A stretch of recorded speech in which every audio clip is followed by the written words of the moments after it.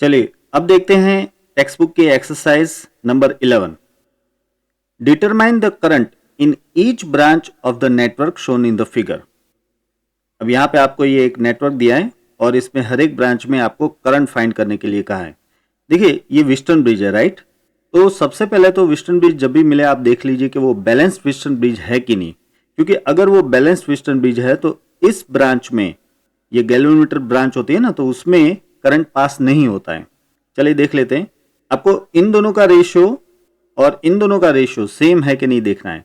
देखिए ये 10 divide by 5 यानी कि 2 होता है और ये 5 डिवाइड बाई 10 यानी कि 1/2 होता है, तो ये बैलेंस वेस्टर्न ब्रिज नहीं है। अच्छा, आप ऐसे भी रेशियो ले सकते हो 10 डिवाइड बाई 5 और यहाँ पे 5 डिवाइड बाई 10, तो ये बैलेंस वेस्टर्न ब्रिज नहीं है। तो ऐसे में इसमें करंट ऑब्वियसली पास होगा।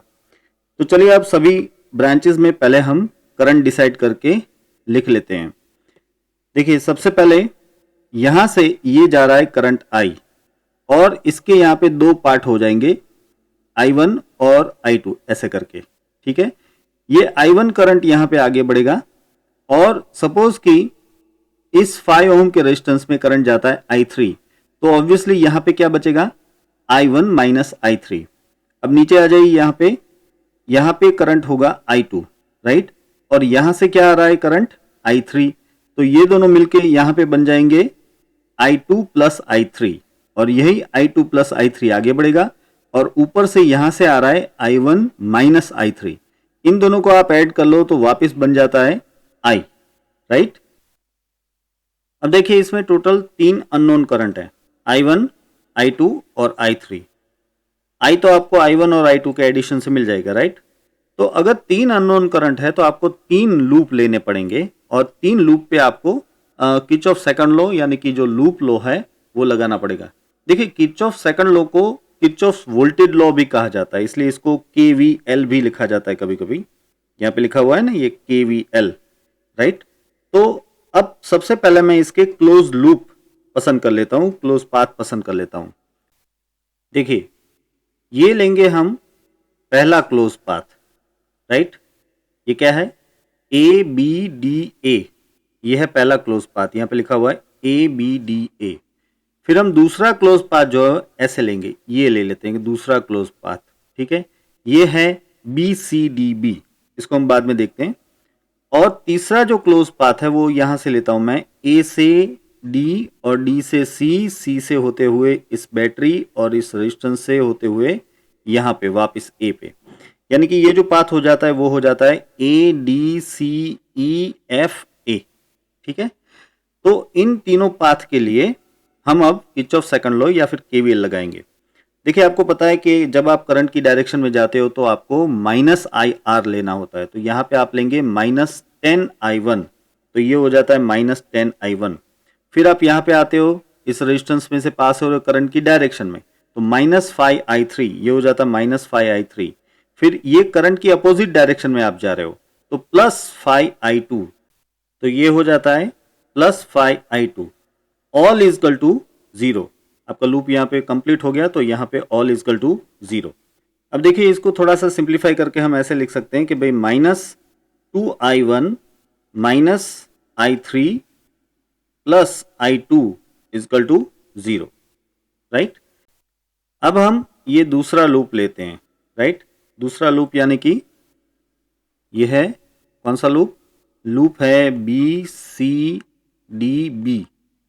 और देखिए इसमें क्या करना है, आपको करंट की डायरेक्शन में नेगेटिव लेना है, करंट की अपोजिट डायरेक्शन में पॉजिटिव लेना है।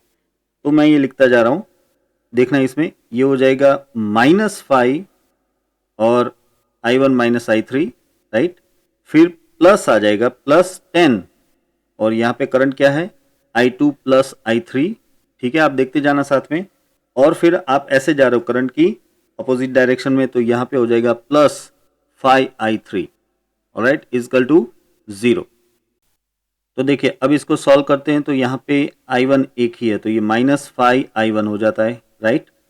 फिर minus minus +5I3 plus 10I3 plus 5I3, यानी कि टोटल ये हो जाता है +20I3, ठीक है।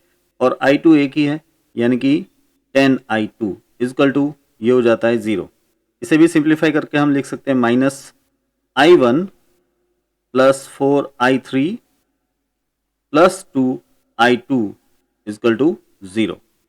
ये मिल गया आपको दूसरा एक इक्वेशन। अब देखिए इन दोनों इक्वेशन में से हम i1 को सब्जेक्ट बनाएंगे।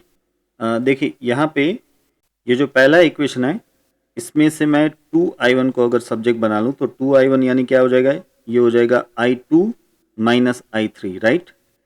और यहाँ पे ये जो दूसरे लूप में से हमें इक्वेशन मिला है इसमें से मैं अगर i1 को सब्जेक्ट बना लूँ तो i1 इजकल टू क्या हो जाएगा, ये हो जाएगा 2i2 and plus 4i3, right. अब दरअसल मुझे इन दोनों इक्वेशन को कंपेयर करना है तो मैं इस इक्वेशन को 2 से मल्टीप्लाई कर लेता हूं तो ये 2i1 इजकल टू हो जाता है 4i2 प्लस 8i3, ठीक है। अब देखिए इस तरह से अरेंज करने से क्या हो जाएगा, ये दोनों आप कंपेयर कर सकते हो, ये दोनों 2i1 है ना तो इन दोनों को आप कंपेयर कर सकते हो। तो इसमें से i2 और i3 का एक रिलेशन आपको मिल जाएगा, तो वो हम लेते हैं आगे। देखिए यहाँ पे ये 2i1 is equal to i2 minus i3 इसको कह दिया इक्वेशन 1 और 2i1 is equal to 4i2 plus 8i3 इसको कह दिया इक्वेशन 2। अब इन दोनों को कंपेयर कर लो तो ये हो जाता है, देखिए यहाँ पे ये i2 minus i3 is equal to 4i2 plus 8i3। इसमें से आप i2 को सॉल्व कीजिए तो i2 इजकल टू आपको मिल जाता है -3i3, इसको कह दो इक्वेशन 3, ठीक है। अब ये जो इक्वेशन 3 है और ये इक्वेशन 1 जो है इन दोनों में से हम इसको सॉल्व कर सकते हैं। देखिए हमें इस फर्स्ट इक्वेशन में यहाँ पे i2 मिल रहा है तो उस i2 की जगह पे मैं लिख सकता हूँ -3i3। तो ये टोटल इक्वेशन क्या बन जाएगा, यहाँ पे ये देखिए 2i1 minus 3i3 minus i3 यानी कि ये हो जाता है -4i3। इट मीन्स के i1 इजकल टू -2i3, ठीक है। ये एक और रिलेशन मिल गया आपको कि i1 इजकल टू ये हो गया -2i3, ये बन गया हमारा फोर्थ इक्वेशन। अब हम लगाते हैं केवीएल जो हमारा थर्ड लूप था उसके लिए। चलिए ये देखते हैं थर्ड लूप के लिए, आ जाइए। अब देखिए थर्ड लूप के लिए जरा मैं इस फिगर को ले लेता हूं। देखिए आप यहां से ए से शुरू कर रहे हो, यहां पे डी पे, फिर सी पे, फिर ई पे, एफ पे और वापस ए पे जा रहे हो। तो अब देखते जाइए, मैं इक्वेशन लिख रहा हूं। पहला तो आ जाएगा -5i2, राइट। फिर आ जाएगा -10 और इंटू ब्रैकेट आ जाएगा i2 प्लस i3, राइट। अब देखिए अब आप यहां से पास हो, ये वायर तो कंसीडर करना नहीं है, इसमें रेजिस्टेंस नहीं होता इसलिए पोटेंशियल डिफरेंस नहीं रहेगा। फिर आप यहां से पास हो रहे इस बैटरी में से। देखिए ये बैटरी का माइनस टर्मिनल है और ये प्लस टर्मिनल है, तो इसका मतलब आप नेगेटिव से पॉजिटिव में आ रहे हो तो पोटेंशियल बढ़ेगा, तो ये हो जाएगा +10, राइट। फिर यहां से जब आप पास हो रहे तो याद रखिए कि आप वापस करंट की डायरेक्शन में ही पास हो रहे ऐसे, तो वहां पे माइनस लेना है। चलिए पहले मैं बैटरी के लिए लिख लेता हूं, वो आ जाएगा माइनस से प्लस यानी कि +10 वोल्ट। फिर बैटरी में से आगे रेजिस्टेंस में जा रहे हो तो -10 और करंट क्या है I, और आ गया ए पॉइंट यानी कि ये हो जाता है 0। अब देखिए कभी कभी ऐसा किया जाता है कि लेफ्ट साइड में जो है इक्वेशन के लेफ्ट साइड में जो है सिर्फ IR वाले टर्म्स लिखे जाते हैं और राइट साइड में जो है बैटरी लिखी जाती है, ठीक है। अगर आप बैटरी का ये जो वोल्टेज ड्रॉप है ये राइट साइड में लिखोगे तो क्या हो जाएगा, -10 हो जाएगा, है कि नहीं। इसको यहाँ पे शिफ्ट कर लो तो ये क्या हो जाएगा, -10। तो इससे क्या होगा कि भाई लेफ्ट साइड में सिर्फ IR वाले टर्म और राइट साइड में सिर्फ बैटरी के जो EMF वाले टर्म हैं वो आ जाते हैं। लेकिन इसमें जब आप राइट साइड में लिखते हो तो आपको इस तरह से याद रखना है, आपको ये नहीं देखना कि आप नेगेटिव से पॉजिटिव में जा रहे हो, आपको ये देखना है कि आपकी ट्रैवलिंग के दौरान सबसे पहला टर्मिनल कौन सा है, माइनस है, तो आप लिख दो माइनस। मैं वापस बोल रहा हूं कि अगर मैं इस 10 को इक्वल टू साइन की राइट साइड में लिखूं तो मुझे -10 ऐसे लिखना पड़ेगा, राइट। तो इसे याद रखने के लिए मैं आपको ये हिंट दे रहा हूं कि अगर आप EMF राइट साइड में लिखते हो तो आपको याद रखना है कि आपके ट्रैवलिंग के दौरान जो पहला टर्मिनल आता है, अगर नेगेटिव आता है तो आप लिखिए -10, अगर पॉजिटिव आता है तो आप लिखिए +10। इस तरह से याद रखना है, ठीक है। तो ये मेथड यहां पे यूज हुई है। देखिए ये -5 I2 minus 10 I2 plus I3 minus 10 I1 और यहाँ पे ले लिया माइनस 10। एनीवेज वैसे फर्क कोई नहीं पड़ता, आप ये यूज करो या ये यूज करो, सब कुछ एक ही है। अब इसको सिंप्लीफाई करके आप इस तरह से लिख सकते हो, ये हो जाएगा 15I2 plus 10I3 plus 10I is equal to 10। और अब ये जो I है ये क्या हो जाता है, I1 प्लस I2 हो जाता है, राइट। तो अब इसको सॉल्व कर लीजिए तो ये इक्वेशन हो जाएगा plus 10I1 plus 25I2 plus 10I3 equal to 10। अब देखिए यहाँ पे I1 में हमें जो आगे I1 का एक इक्वेशन मिला था माइनस 2I3 वो डाल देते हैं, ठीक है। और यहाँ पे I2 में माइनस 3I3 डाल देते हैं, ये दोनों इक्वेशन हमें आगे मिले हुए हैं और ये I3 तो है। इससे क्या होगा कि पूरा का पूरा इक्वेशन जो है वो I3 के फॉर्म में आ गया। देखिए हमें तीनों करंट फाइंड करने हैं तो किसी ना किसी इक्वेशन को तो इस फॉर्म में लाना ही पड़ेगा जहाँ पे सिर्फ एक ही करंट दिख रहा हो। तो यहाँ पे आप देख रहे हो कि सिर्फ एक ही करंट आ गया, माइनस 85I3 इजकल टू 10, तो I3 इजकल टू हो जाता है माइनस 2/17 एम्पियर। तो ये हो जाता है पहला एक करंट हमें मिल गया, वो है I3। अब I3 मिल गया है तो ऑब्वियसली हम I1 फाइंड कर सकते हैं, क्योंकि आपको पता है कि I1 is equal to minus 2I3, तो ये हो जाता है प्लस 4/17 एम्पियर। ये मिल गया आपको I1 प्लस 4/17 एम्पियर। और इसी तरह से I2 का भी इक्वेशन आपके पास पड़ा है, I2 equal to minus 3I3, तो यहाँ पे आपने डाल दिया I3, तो ये हो जाता है 6/17, ठीक है। तो तीसरा करंट यानी कि I2 मिल गया आपको 6/17 एम्पियर। अब आप I भी फाइंड कर सकते हो इसमें से, क्योंकि I क्या है, दरअसल I है I1 प्लस I2 करके। तो यहाँ पे आपने लिख दिया I equal to I1 plus I2 यानी कि 4/17, 6/17 यानी कि 10/17। तो जो सर्किट में से टोटल करंट पास हो रहा है वो है ये करंट I। याद रहे ये करंट I यानी कि सर्किट का टोटल करंट है। इस तरह से यहाँ पे हमें ये तीनों करंट मिल रहे हैं। देखिए यहाँ पे एक चीज देखने लायक है कि सिर्फ एक करंट आपका नेगेटिव आया है, देख रहे हो, ये जो I3 है ना वो नेगेटिव आया है। अब I3 नेगेटिव आने का मतलब ये हुआ कि आपने सर्किट में जो एज्यूम किया था, करंट की डायरेक्शन आपने जो एज्यूम की थी वो गलत थी, बस इतना ही। वरना मैग्नीट्यूड वाइज तो करंट ये प्लस 2/17 है। देखिए करंट जो है वो स्केलर क्वांटिटी है, तो वो वैसे तो नेगेटिव हो ही नहीं सकती ना, है ना। तो यहाँ पे नेगेटिव का सिर्फ इतना मतलब कि आपने जो करंट एज्यूम किया था फिगर में वो गलत था, उसकी अपोजिट डायरेक्शन में करंट है। देखिए यहाँ पे ये फिगर में I3 हमने ऐसे नीचे की ओर एज्यूम किया था, लेकिन वो दरअसल ऊपर की ओर है, ऐसा हमें यहाँ पे पता चल रहा है। एनीवेज उससे आंसर में कोई फर्क नहीं पड़ता, हमें तो सिर्फ इतना लिखना है कि I3 इजकल टू 2/17 एम्पियर, ये 2/17 एम्पियर। अब जरा ये सारे करंट ब्रांच वाइज लिख लेते हैं। देखिए ए बी ब्रांच जो है उसमें करंट पास हो रहा है I1 which is 4/17 ampere. BC branch में करंट पास हो रहा है I1 माइनस I3, तो ये I1 माइनस I3 लीजिए तो ये हो जाता है 6/17 एम्पियर। फिर CD ब्रांच में करंट पास हो रहा है I2 प्लस I3, ठीक है, तो ये हो जाएगा 6/17 और I3 यहाँ पे माइनस 2/17, तो ये हो जाता है 4/17 एम्पियर। फिर यहाँ पे DA ब्रांच में I2 करंट पास हो रहा है विच इज 6/17 एम्पियर।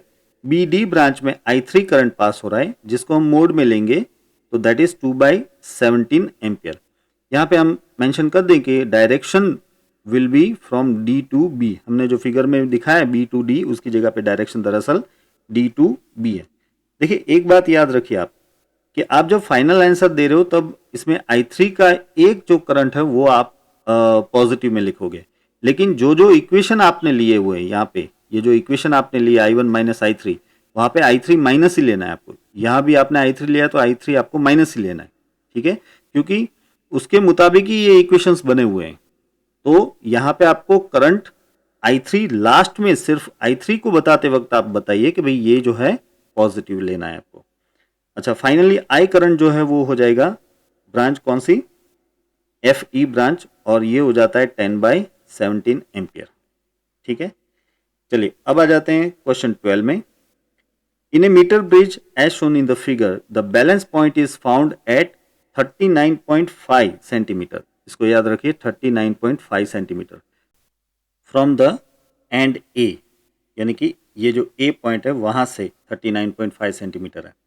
ठीक है, तो ये जो L1 है वो आपको दे दिया अभी 39.5 सेंटीमीटर। अब आगे बढ़ते हैं।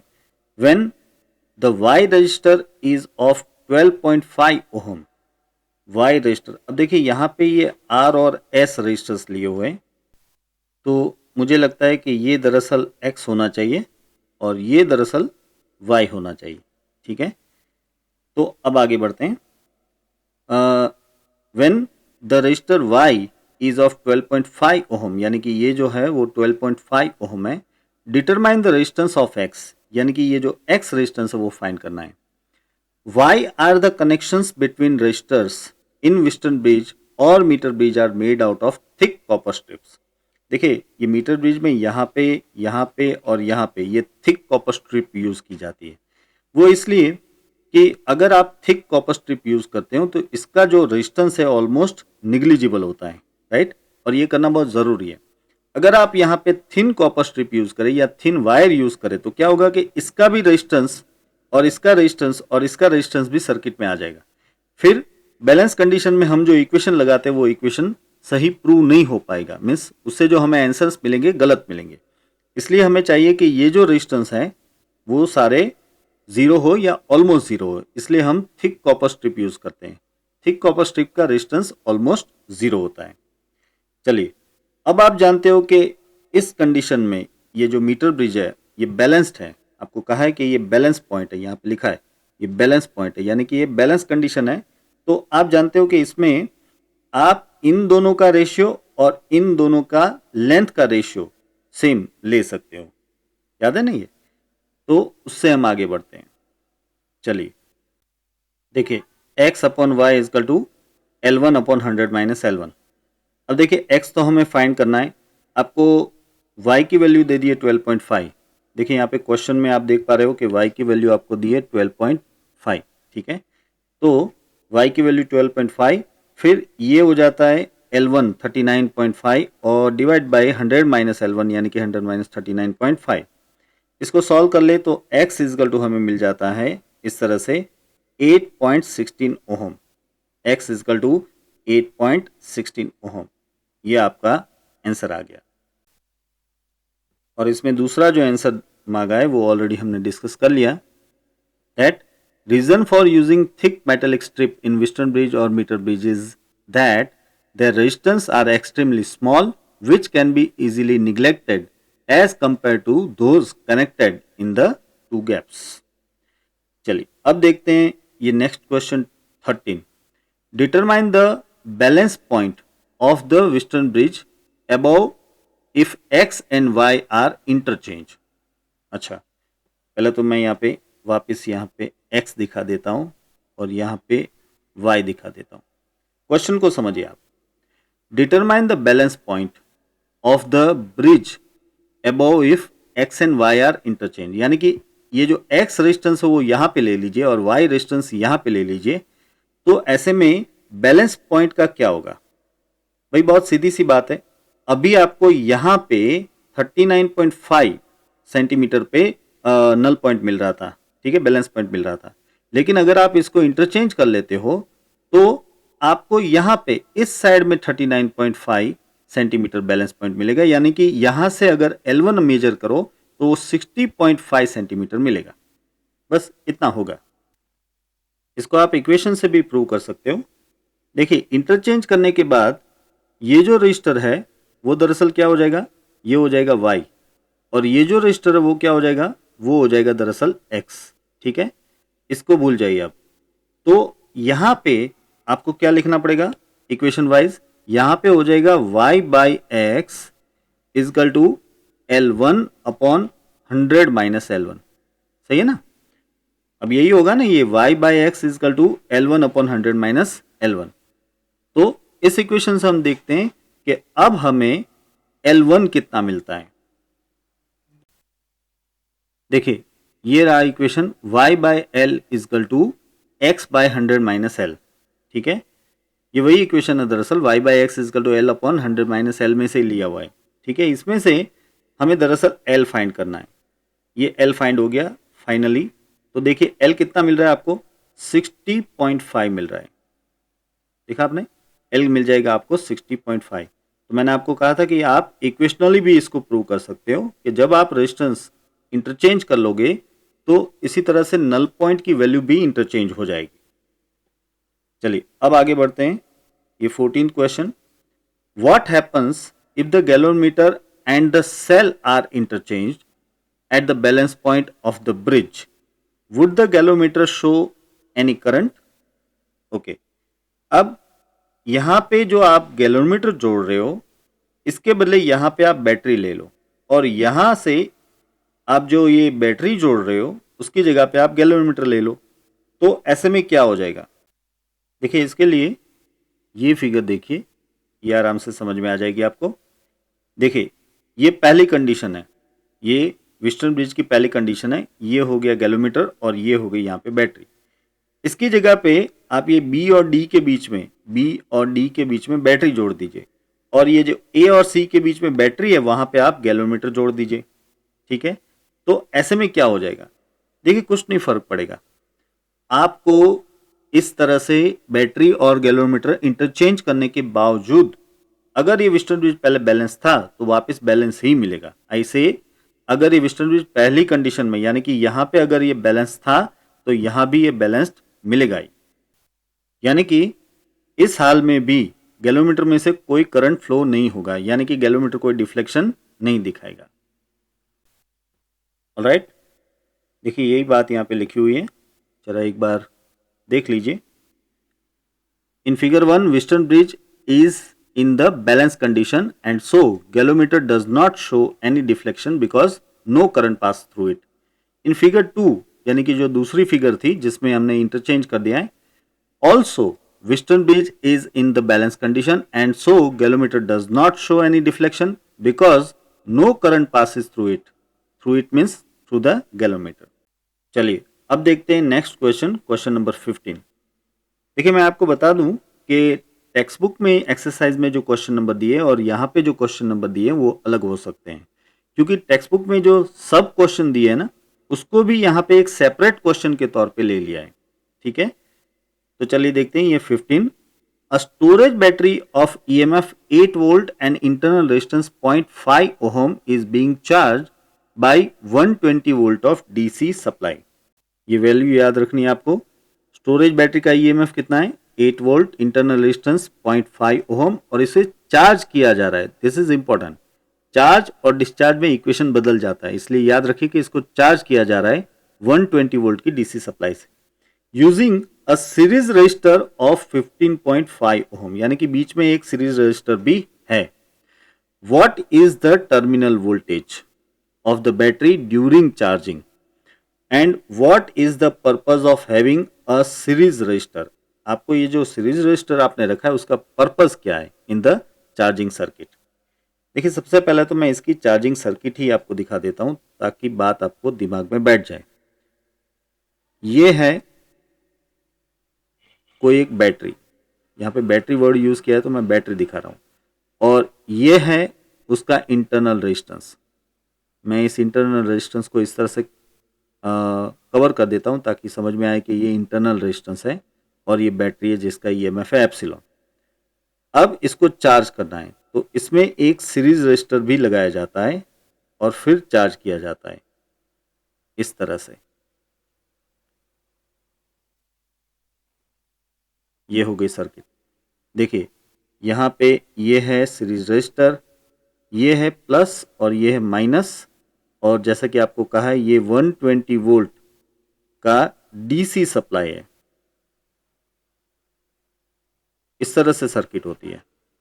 तो इससे क्या होता है कि इस डीसी सप्लाई में से करंट ऐसे जाएगा, रजिस्टर में से पास होगा और इस बैटरी को ऐसे चार्ज करेगा।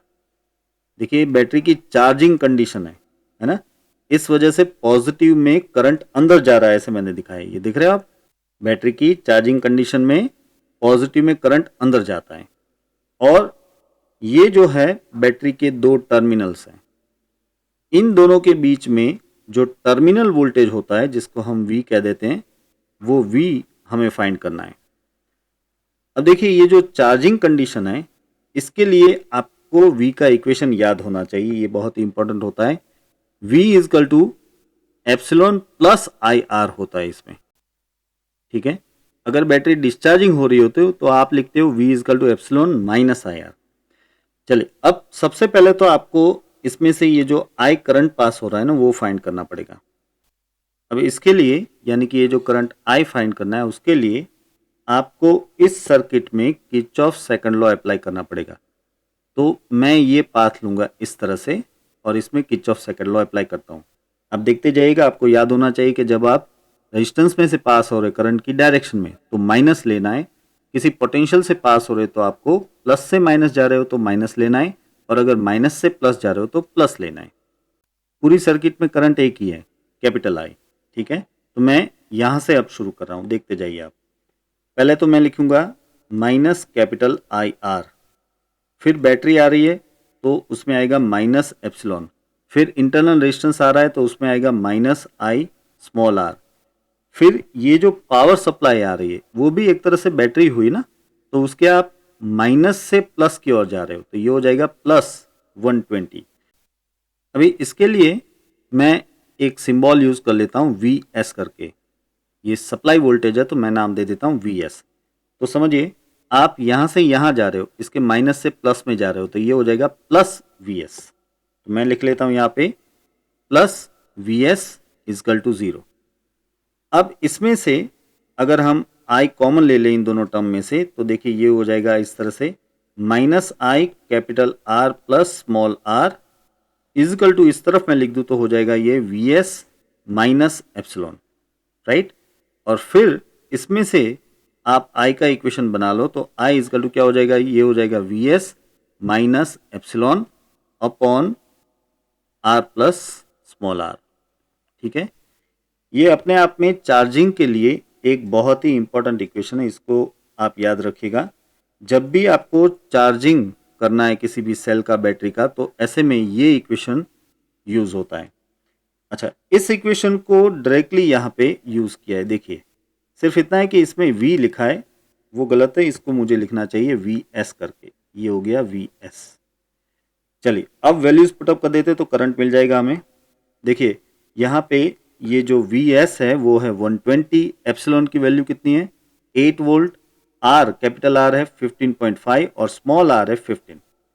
तो ऐसे में ये करंट आपको मिल जाएगा आई इजकल टू 7 एम्पियर, यानी कि इस सर्किट में से जो करंट पास हो रहा है वो है 7 एम्पियर। अब हम टर्मिनल वोल्टेज का ये इक्वेशन लगाते हैं, V equal to epsilon plus I R. तो देखिए यहाँ पे है इक्वेशन टर्मिनल वोल्टेज का, V dash equal to epsilon plus I R. इन लोगों ने यहाँ पे V डैश लिया है तो V dash equal to epsilon plus I R. अब एप्सिलॉन तो 8 वोल्ट है, I की वैल्यू आपको 7 मिल गई और ये R जो है वो 0.5 है, तो ये हो जाता है 8.35, यानी कि टर्मिनल वोल्टेज आपको मिल रहा है 11.5 वोल्ट। टर्मिनल वोल्टेज मिल रहा है 11.5 वोल्ट।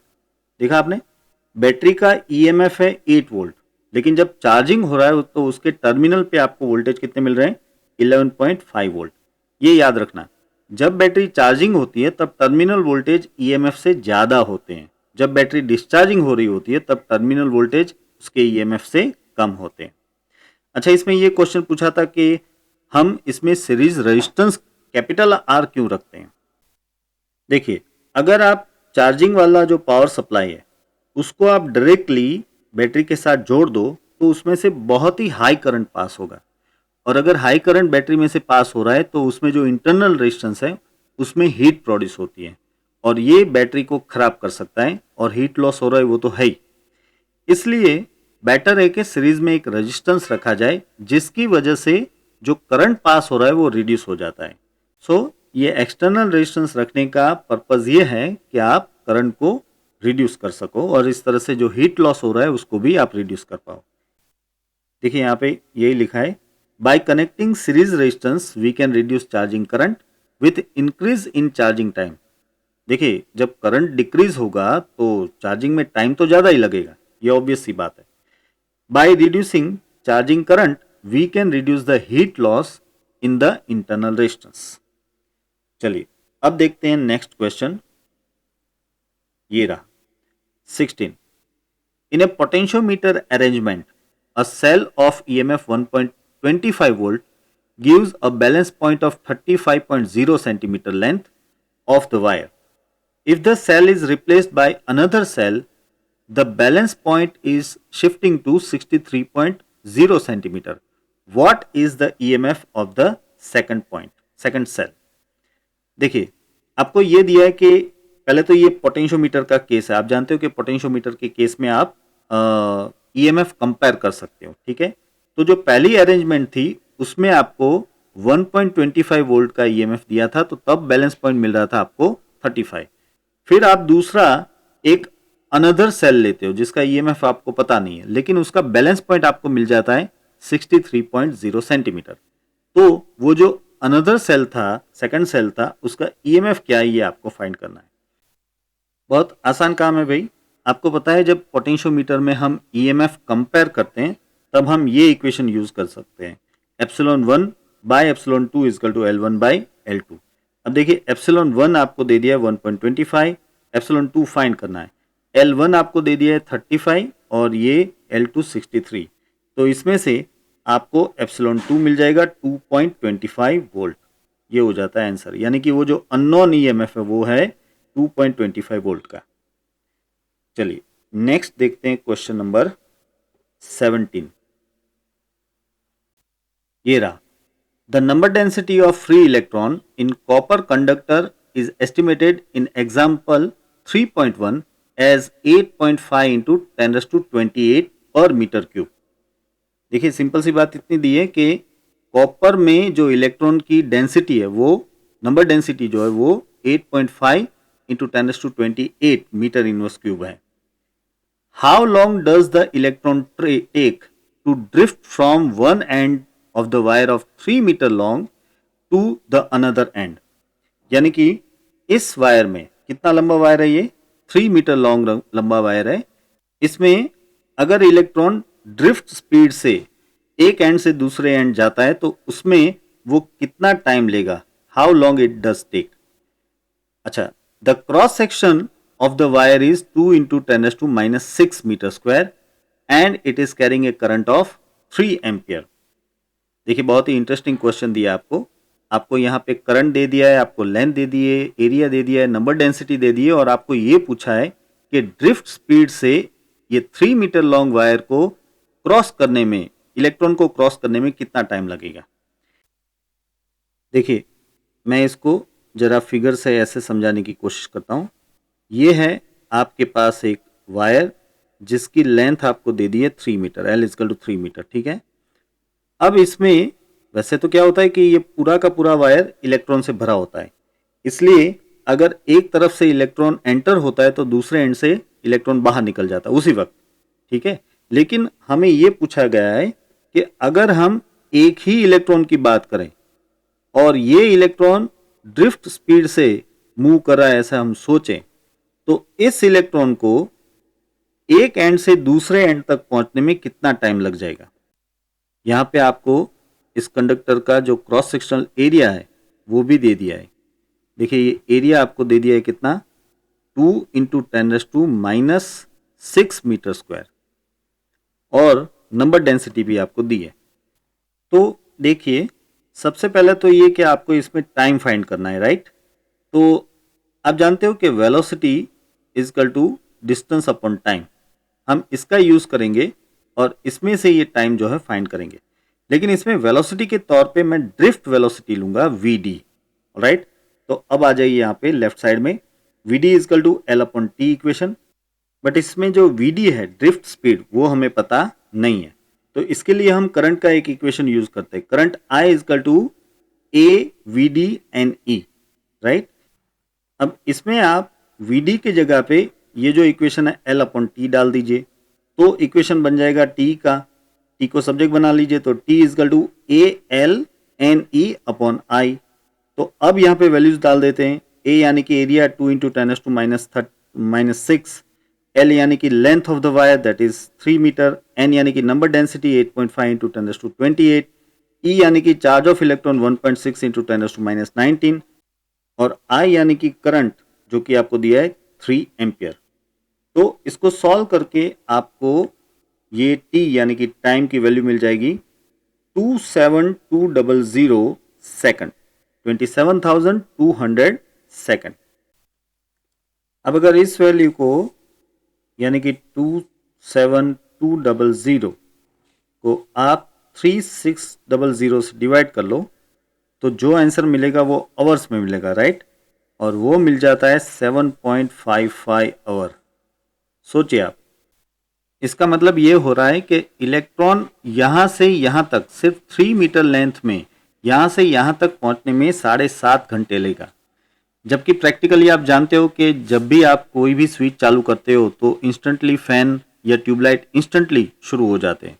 इसकी वजह यह है कि पूरे कंडक्टर में दरअसल इलेक्ट्रॉन्स होते हैं, तो जब भी एक इलेक्ट्रॉन यहाँ पे एंटर होता है तो उसी वक्त यहाँ से एक इलेक्ट्रॉन बाहर निकल जाता है।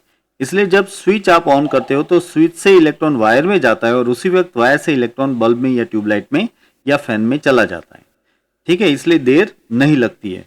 बट यहाँ पे तो हमें पूरे कंडक्टर में एक ही इलेक्ट्रॉन को ड्रिफ्ट वेलोसिटी से 3 मीटर लेंथ का डिस्टेंस कवर करना था, तो इसमें 7.5 घंटे लगते हैं। चलिए अब देखते हैं question 18। The Earth's surface has a negative surface charge density of 10⁻⁹ coulomb meter inverse square. The potential difference of 400 kilovolt between the top of the atmosphere and the surface results due to the low conductivity of the lower atmosphere in a current of only 1800 ampere over the entire globe. If there were no mechanism of sustaining atmospheric electric field, how much time roughly would be required to neutralize the Earth's surface? This never happens in practice because there is a mechanism to replenish electric charge, namely the continental thunderstorm and lightning in different parts of the globe. Radius of Earth is 6.37 into 10⁶ metre. चलिए पहले इस question को मैं समझा देता हूं। देखिए इस फिगर से बात को समझते हैं। यहां पे ये मैंने दिखाई अर्थ और ये है एटमॉस्फेयर की आउटर सरफेस, आउटर लेयर, और आपको बताया कि अर्थ जो है वो अभी नेगेटिवली चार्ज है। तो ये मैं दिखा देता हूं नेगेटिवली चार्ज और सरफेस। और क्योंकि अर्थ नेगेटिवली चार्ज है तो ऑब्वियसली ये जो सरफेस है यानी कि जो एटमॉस्फेयर का जो लेयर है वो हो जाएगा पॉजिटिवली चार्ज। यहां पे पॉजिटिव चार्ज इंड्यूस होगा। अच्छा, अब इन दोनों के बीच में जो एटमॉस्फेयर है वो लेस कंडक्टर है, यानी कि इसमें से करंट फ्लो होगा लेकिन इतना भी करंट फ्लो नहीं हो सकता। फिर भी यहां पे कहा है कि 1800 एम्पियर का करंट फ्लो होता है।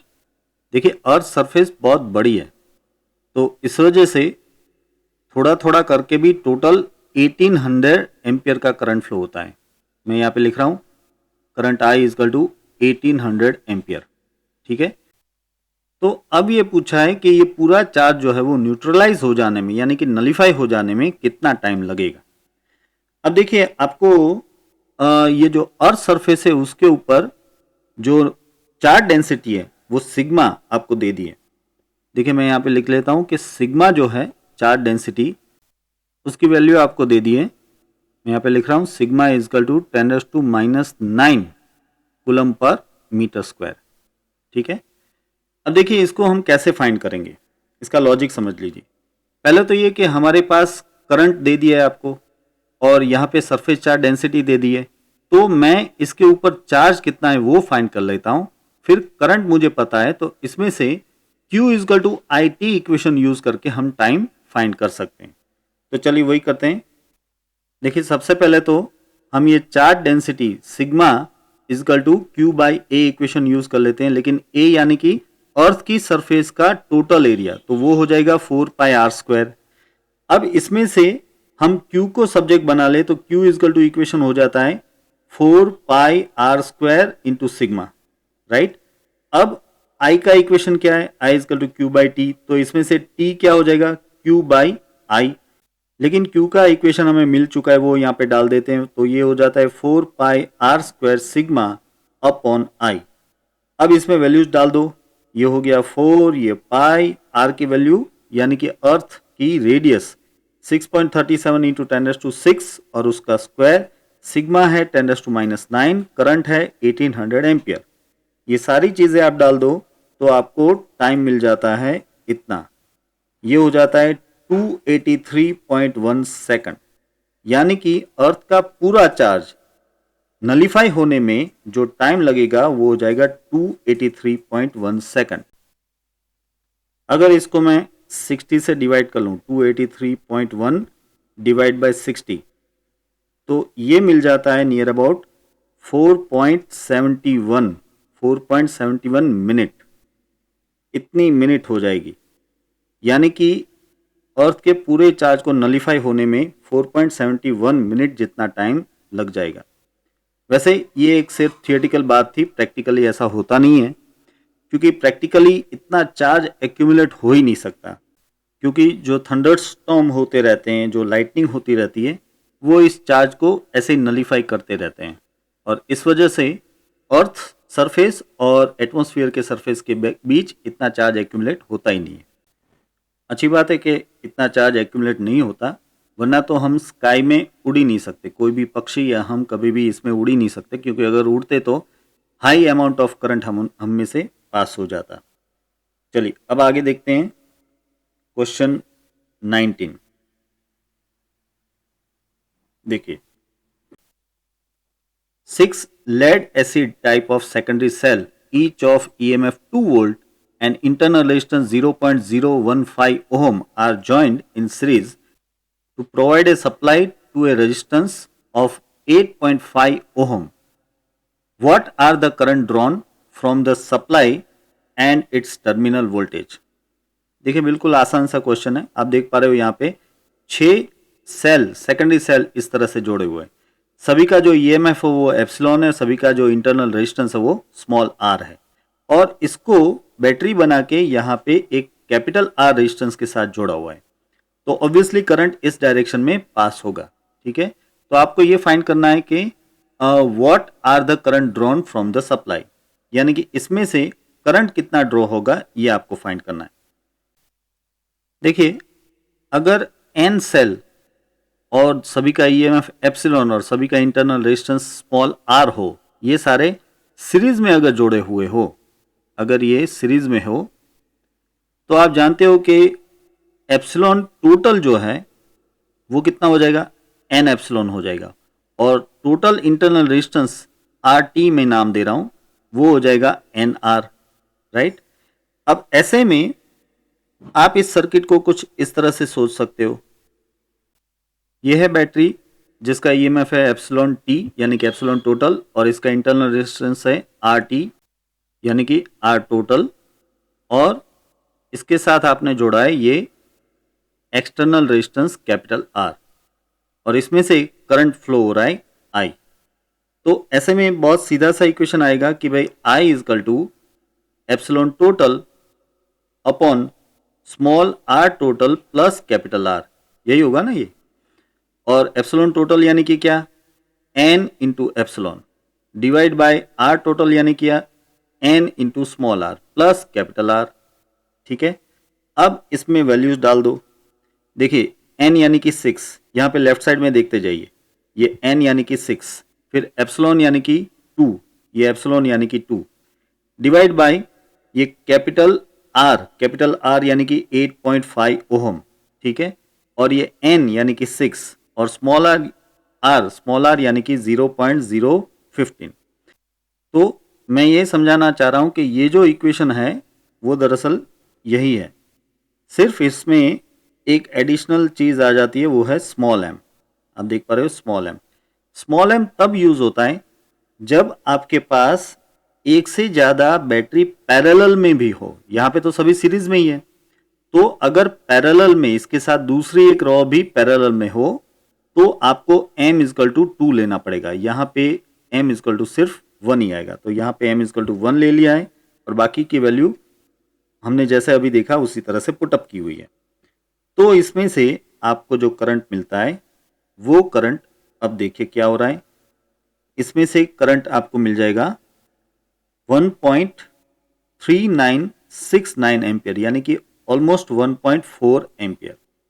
तो इस सर्किट में जो करंट पास होगा वो होगा 1.4 एम्पियर।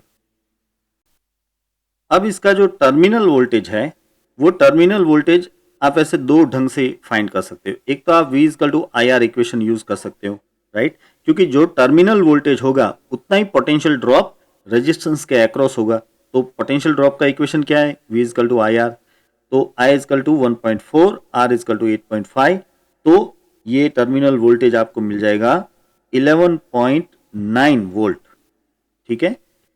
और एक दूसरा रास्ता भी है, आप टर्मिनल वोल्टेज के लिए यूज कर सकते हो epsilon total minus IR total, इसको आप यूज कर सकते हो। देखिए बैटरी का डिस्चार्जिंग हो रहा है, इसलिए इसमें एप्सिलॉन माइनस IR टाइप का इक्वेशन आएगा। अब इसमें एप्सिलॉन टोटल यानी कि क्या हो जाएगा 6 इंटू 2, राइट, 6 इंटू एप्सिलॉन यानी कि 6 इंटू 2 माइनस I कितना है 1.4, और ये जो R टोटल है वो कितना हो जाएगा 6 इंटू स्मॉल r की वैल्यू कितनी है 0.015, राइट। अब इसको आप सॉल्व कर लीजिए तो ये हो जाता है 12 माइनस 0.126, तो ये हो जाएगा नियर अबाउट 11.874, ठीक है, यानी कि ऑलमोस्ट आप लिख सकते हो 11.9 वोल्ट। तो ये आ गया वापस वही आंसर, आप देख पा रहे हो 11.9 वोल्ट। तो आप इस तरह से भी टर्मिनल वोल्टेज फाइंड कर सकते हो। चलिए अब देखते हैं आज का लास्ट क्वेश्चन, और ये है a secondary cell after long use has a EMF 1.9 volt and a large internal resistance of 380 ohm. What maximum current can be drawn from the cell? Could the cell drive the starting motor of a car? Obviously not. ये दूसरा answer तो मैं पहले ही दे देता हूं कि car की जो स्टार्टिंग मोटर होती है जिसको सेल्फ कहते हैं, उस सेल्फ के लिए आपको बहुत ही हैवी करंट चाहिए, ठीक है। और ये जो बैटरी है इसमें आप देख पा रहे हो कि रेजिस्टेंस जो है इंटरनल रेजिस्टेंस वो बहुत ही हाई है 380 ओम। आमतौर पे जैसे कि हमने आगे के न्यूमेरिकल में देखा कि इंटरनल रेजिस्टेंस जो है बहुत ही कम होता है 0.015 ओम, और कहा तो ये 380 ओम।